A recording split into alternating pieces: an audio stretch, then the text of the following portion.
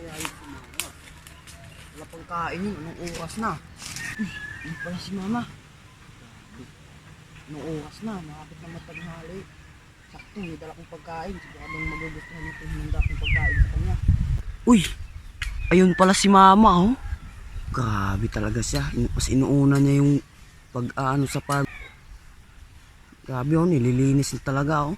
Kaya, handaan natin to siya ng pagkain kasi kawawa naman talaga siya, eh. Ayun, oh. Ma! Kain na! May dala kong pagkain. Hinanda ko to para sa ating dalawa. Ma! Dalian mo dyan. Ano ba yan? Kain tayo. May hinanda kong pagkain. Dalian mo. Hinanda ko dito pagkain. Mainit-init pa. Ito, masarap to, oh. Mama, kain tayo dyan. Anong pagkain yan? Ito, may hinanda kong ano dito, ulam, kanin, kasasawan. Sarap to. Ah, siya, sige, sige. Tamang-tama. Gutom na rin ako. Sige, sige. Niluto ko. Niluto ko pati dun sa bahay.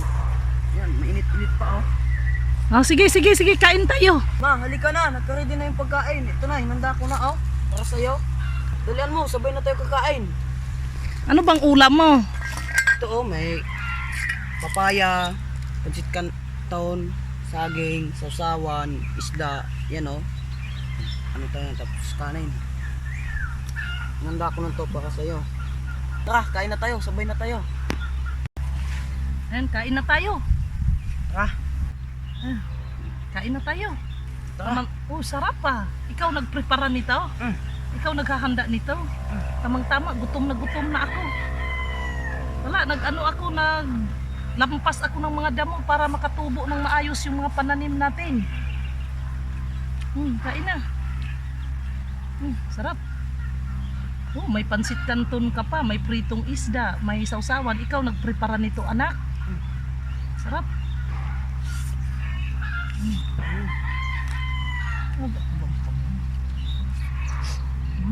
Sarap. Tama, maanghang yung sausawan.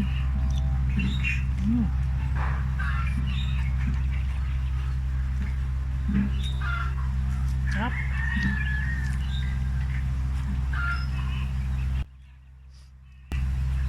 Sarap ng pritong isda.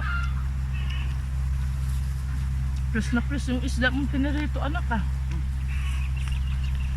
Sarap. Dito ko naisip na talagang sadyang mabait ang aking anak.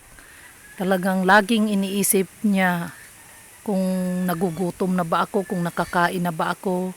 Lagi niya akong hinahanap kapag kung saan man ako nagpunta. Nag-o-observe siya kung nakakakain na ba ako o hindi. Dito ko naramdaman ang sobrang pagmamahal ng aking anak sa akin.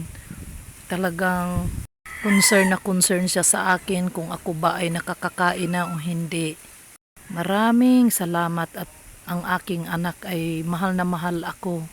Dahil kung hindi niya ako dinalhan ng pagkain, malamang hindi pa ako kakain dahil hindi ko pa iiwanan yung ginagawa ko kasi gusto ko matapos ko yung aking ginagawa.